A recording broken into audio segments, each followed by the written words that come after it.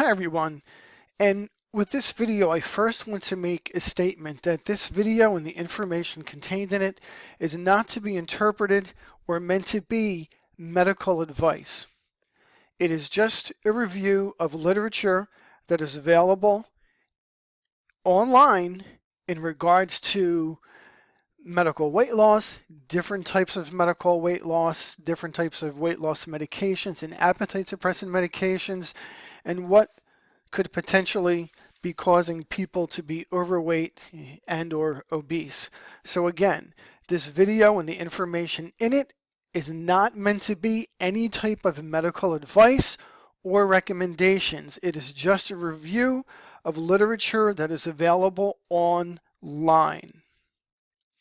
If you are interested in any type of weight loss program, whether it be weight loss surgery, also known as bariatric surgery, any type of weight loss pills or appetite suppressant medications or exercise routines or anything like that, you should seek the care of a certified and licensed healthcare provider, either your medical doctor, your medical weight loss physician, a bariatric surgeon. If you're looking for exercise programs, you could work with your nutritionist or physical trainer or physical therapist or chiropractor. You do have to consult with the specialist when you are looking to start these types of programs. And again, for weight loss medications, you must speak with a medical physician in order to get the appropriate recommendations for you. Now, with that disclaimer being said, I am going to do a review of different weight loss medications from the information that is available online, and also the possibility of why people are being overweight.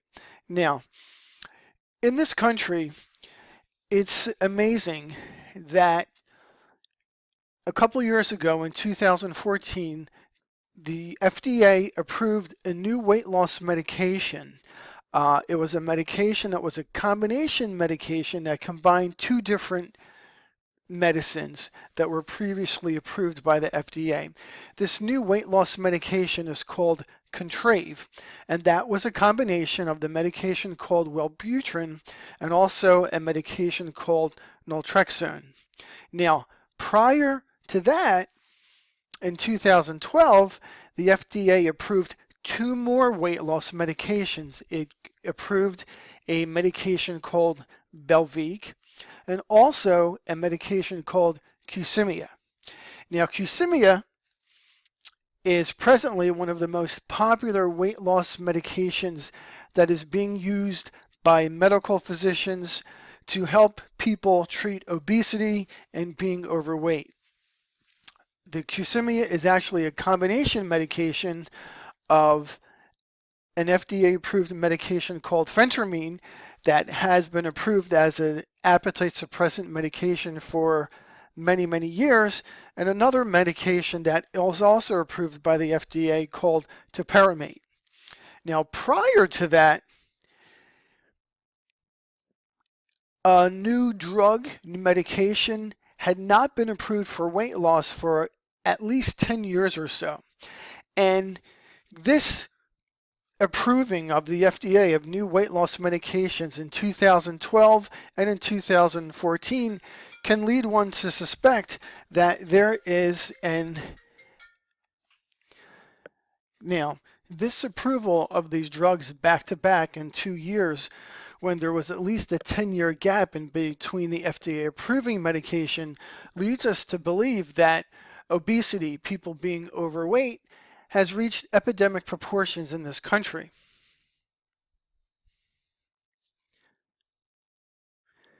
Now, if you look at the statistics that are available online, and you can look at the Centers for Disease Controls and get these statistics as well, as much as 1/3 of the population in the United States of adults are overweight and or obese. And with the increase in obesity, there are increasing health issues that people are having to deal with more and more frequently in this country, and they can include type 2 diabetes, certain types of cancer, heart disease, and even stroke. Now, in this article and video, I'm going to review several of the different weight loss medications that you could possibly be taking. But first, I'm going to review a little bit what could potentially be causing your being overweight. The number one that I read most often about is people just not knowing the proper diet to follow for themselves. Um, Way back when, new standards or recommendations for eating was recommended. The new food pyramid came out where they recommended eating lots of starches, lots of grains, lots of bread. And they thought that this would be a low-fat diet and it would be very healthy for you. However, they didn't look into the future. They didn't give it enough research to determine what type of effect it had on your metabolism, on your hormones. Eating a diet that consists mostly of pasta, bread, rice, all of these processed foods that are made by man are converted to sugar in your body.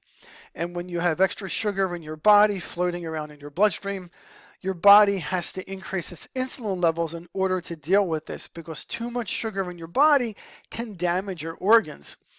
And when your insulin levels are spiked, what your body does, it forms little fat goblets around the sugar molecules and stores them at different parts of your body. It's virtually impossible for your body to burn its own body fat while your insulin levels are high. So, having a nice bagel and cream cheese, a cup of coffee with extra cream and extra sugar, and some French vanilla creamer, or even a jelly donut, especially a sugar powdered jelly donut, all they really do is give your body empty calories, spike your sugar levels, and spike your insulin levels. And remember, as long as your insulin levels are spiked, you will just be gaining body fat. Now, when we're in our teens and 20s, we could usually eat almost anything and maintain a halfway decent physique. But as we get older, especially into our 40s and 50s, we find that if we continue eating the same way as we did when we were in our teens and 20s, we just seem to be continuously gaining weight each and every year.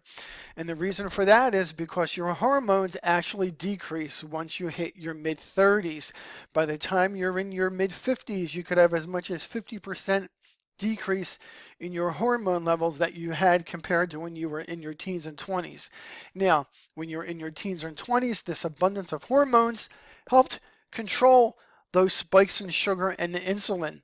So the sugar wasn't in your bloodstream as long. The insulin levels weren't weren't as high as they are compared to those of us in our 50s now. For me, being 53 years old, if I would eat a jelly donut and a cup of coffee with extra cream and extra sugar, it could raise my sugar levels all the way up until lunch and maybe as much as into dinner. And then even if I had a good lunch of, say, like a chicken Caesar salad, which has proteins and lots of veggies and some olive oil there for your good healthy fat, because my blood sugar levels and my insulin levels are so high from the meal I had at breakfast time, even the calories from that healthy weight loss meal of a chicken Caesar salad are going to be stored as body fat. So we really have to pay attention to what we're eating. Now, in this program, in this video, I'm not going to get into recommendations as to what you should be eating, but I'm just going to give you different things that I am reviewing online and reading in present day literature that are different causes for us being overweight. Another reason is stress. Stress increases our cortisol levels. Cortisol levels causes the body to store body fat. So finding a way that you can decompress, help decrease your stress levels, such as meditation or going for a nice long walk at the end of the day, is an excellent thing to do. One, if you go for a walk for an hour after dinner, you're helping burn those calories that you've eaten all day long. And also, when you're walking, it could possibly raise your endorphin levels, and this will make you feel relaxed and make me feel more comfortable and decrease stress. So an hour walk after dinner, if you can physically walk an hour, is a great way of decreasing stress. Or if you're into some type of medication, and there are various types of meditations that are there that people are doing. Now,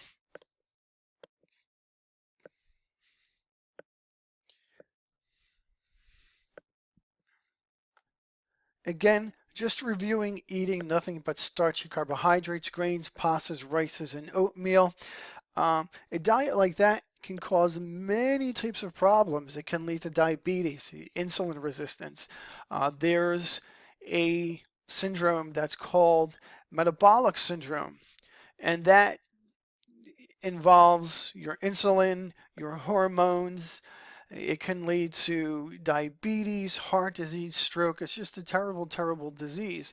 And in fact, there are so many illnesses that are epidemic in today's society that can be helped, could possibly be prevented or prevented from getting worse just by eating a good, healthy diet.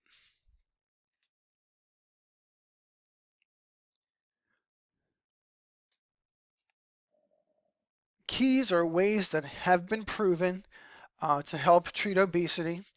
Uh, Number one is counting calories. Whether you like it or not, it does really matter how many calories that we are eating in the course of a day and how many calories that we are burning. So, if with your physical activity you are only burning 14 to 1500 calories a day, if you're consuming 3000 calories a day, those extra calories are going to be stored as body fat. Even people that are doing low carbohydrates and high fat diets run the risk of being overweight and having not the best health if they were eating more calories than they're actually burning in the course of a day. Now, if you have tried exercising on your own, you have tried dieting and following a good nutrition plan on your own, and it just hasn't worked for you, you have not been able to lose weight, or you've lost a little bit and then you hit a plateau, you really should consult with a medical weight loss clinic. They will work with you.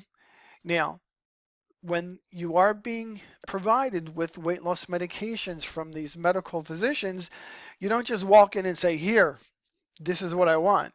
It is a medical clinic. They do use weight loss medications that are approved by the FDA, and each medication has a requirement that must be met in order for the doctor to give you that medication. The doctors do their best to give the proper medication to each person for their individual physician, for their individual condition and situation. So, appetite suppressant pills, weight loss pills, diet pills, they are great for controlling your appetite, but again, you must be provided with them from a licensed medical doctor. Okay, it's not just like going in GNC and saying, I want this, this, and that. The doctors know what is best for you, and they are required to do what is best for you. And that will also help you in determining the right amount of weight that you should be losing. They will also review with you a physical activity program or an exercise program. Now, some people might be able to jog 1 mile to 2 miles each and every day, while other people might not be able to walk more than 10 feet before being totally exhausted. So the benefit of working with a medical weight loss clinic is that they will take all of that into consideration and design a plan that is optimal for you individually. When you go to a lot of these other weight loss patients, or I'm sorry, places that are not controlled or not part of a medical weight loss clinic, oftentimes the programs are cookie cutter. They have people like myself that are in their 50s doing exercises that they have their 20-year-olds doing. Now, the 20-year-old is looking to build muscle, and at the age of 50 something, most of us are looking to lose pounds and inches. So, if we're looking to lose pounds and inches, we don't want to do the same exercises that a 20-year-old is doing to build muscle. If we start building muscle at the age of 50 something without following the proper nutritional plan, most of us are just going to get very, very bulky and getting a square looking physique. So working with the medical weight loss clinic, they will give you a program that is right for you. And many times these programs will have phases. Phase one will be focusing on losing pounds and inches. And then when you're at a certain level, they can work into some resistance type of training to tone up everything. So again, just in recapping everything so far, number one is nutrition, eating the right types of food, the good healthy foods, the proper amount of calories. Number two, getting your physical activity. And if you are working with a medical physician, they can hopefully work with you and determine what is causing your situation. Some of us, again, if you're past the age of 40 into your 50s, normally, from what I've read in the literature, it has to do with our decreasing levels of hormone as we get older. And when this happens, we just have to be really careful with certain types of food that we're eating. Now, this does not mean that you can't eat the foods at all, but it just means that you have to eat certain foods in moderation. And if you get that under control, you should be hopefully perfectly fine working with your medical weight loss physician. Now, if you are to the point where you have just gained so much weight that surgery is needed, then you will have to work with a weight loss surgeon or a bariatric surgeon. And if you're working with a medical weight loss physician, if that is the case, they can certainly recommend a bariatric surgeon who they probably have a good relationship with and can vouch for the processes and procedures at their offices. You could also speak with your family medical doctor. I would highly recommend that as well. Now, with the medications, I did mention previously in the video that there were certain type of criteria that had to be met when being provided with these weight loss medications.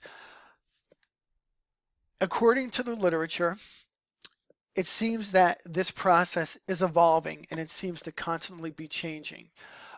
The number one indicator that most weight loss clinics use is the BMI. And basically, they'll take your height, they'll take your weight, they do this calculation, and they have your BMI. One of the issues or fallacies with the BMI is that they do not take into consideration whether you're a male or a female. They do not take into consideration if you're a very muscular individual. And it does also not take into consideration if you have a thin physique or you have a thicker physique. In my family, one side of my family is very, very thick, thick boned. Everyone is thick. The other side of my family, everyone is skinny. We call them twigs. And for me, for my son, one of my son is big, wide, is a big, strong young man. And my other son is also a big, strong young man, but he is very, very skinny. Um, so with that being said, the BMI is just one of the evaluation procedures that you will be put through when you're in a weight loss clinic. With the BMIs, normally if you have a BMI of 27 or greater, you're considered obese. Now, with the BMI of 27, if you have other health risk or you have a family history of other health risk, such as diabetes, high blood pressure, high cholesterol, if you're a female and you're in menopause or you're perimenopausal, if you have hormonal issues, if you have polycystic ovarian syndrome, if you have hypothyroidism, or this all is part of your genetic history in your family, all of these are called risk factors and comorbidities, and all of these things when you review them with the doctor, are a good indicator if you should be on the medication or not. Again, the weight loss medication is not given freely to everyone because you want to lose weight. You do have to have the proper criteria. Mean you have to have a BMI that's indicative of that. You also have to review your health history with the doctors and their risk factors. Another evaluation tool that the weight loss doctors use is waist measurements. So if you have a BMI between 25 and above, and you have risk factors, then potentially you could be considered a candidate for the medication. If you have, because in recent studies, they've actually just changed the guidelines to the BMI of 25 indicates that you were overweight. So if you were overweight and you have risk factors, and if you have a certain waist measurement that is beyond a certain point, you are probably a candidate for the medical weight loss programs. But again, I'm not giving any medical advice here, so you do have to visit your medical weight loss physician and he can review this for you. Again, I am just reviewing the literature that I've read online.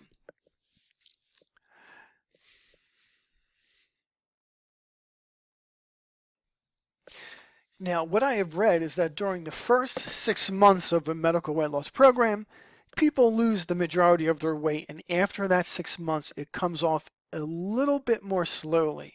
But hopefully, the goal is to lose at least 5% during that initial 6 months time period.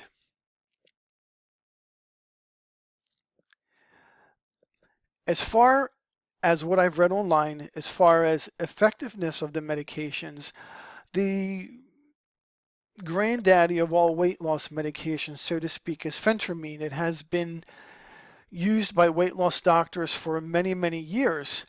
And from what I've read online, when people are starting with weight loss doctors, they'll usually start them out on a phentermine medication.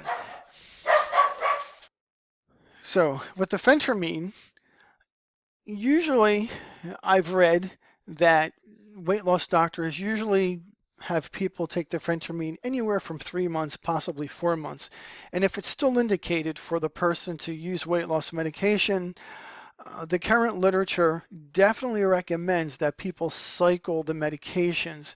So what I see being very popular in weight loss clinics is people possibly initially starting with the phentermine, then after a period of time that your medical weight loss physician will discuss with you, they cycle into another weight loss medication, and usually that medication is Qsymia.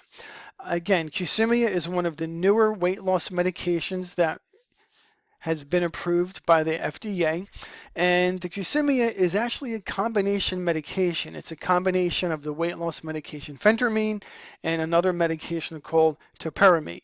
Now, buying topiramate and the phentermine combination drug Qsymia at the pharmacist can be quite expensive.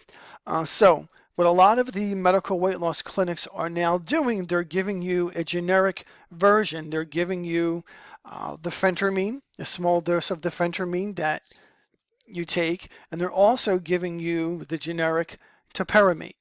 And the medical doctor will, of course, instruct their weight loss patients on all of this and tell them the proper times to take it and everything else. So for this type of program, again, you definitely have to be working with a medical doctor. With this combination of the Qsymia, the generic mix of it, phentermine and topiramate, looking at a lot of the studies, the combination of the medication is very, very effective at helping getting under control the appetite and the cravings that most people suffer from. And looking at the studies, it's led to about a 9% weight loss in a year. And when you compare that to a lot of the other medications, um, it's literally almost double the results that they've achieved and confirmed in studies for the weight loss medications. If you look at the Belviq medication, usually from what the studies show, at least, well, say about 4.5% weight loss was expected. And with some of the other drugs like Contrave, there's a 5% weight loss. So when you look at the combination of the phentermine topiramate and it's getting a 9% weight loss in the course of a year, that's very, very good. But again, this is just a review of the literature that I'm reading online. This is not meant to be medication advice. I'm not a medical physician, and this is just a review of the literature that is available online. And according to the literature that I've reviewed, the combination of the Qsymia, phentermine, Topamax whole combination drug, again, the Qsymia is the name brand. The generic version would be the phentermine and topiramate. They actually studied it for 2 years and it was found to be safe for use.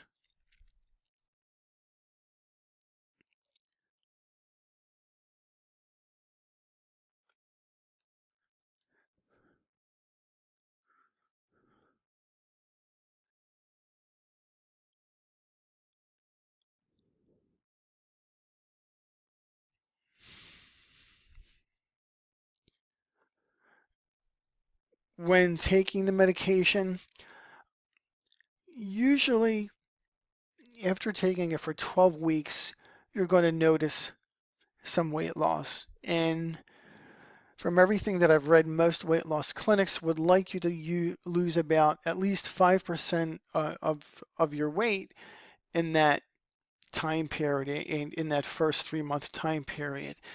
If the medication is not helping you lose weight, then it's probably not going to work for you. But again, when the doctors give you this medication, they're also going to review an exercise plan with you and also a meal plan, how many calories you should be eating every day and the types of food that you should be eating. Now, with each medication, there are side effects. But again, because since I'm not a medical physician, if you're considering this type of program, you should definitely discuss them with your weight loss physician.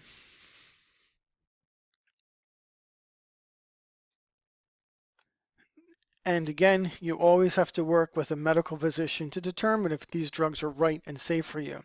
Some of the other weight loss medications that have been approved by the FDA include quite a few. Some of them may have been approved specifically for weight loss, while others are being considered off-label usage, which means if you're taking a type of medication that was initially approved for migraine headaches, and now they've discovered that it helps decrease appetite as well, doctors are using those types of products as well, and that's what's considered off-label.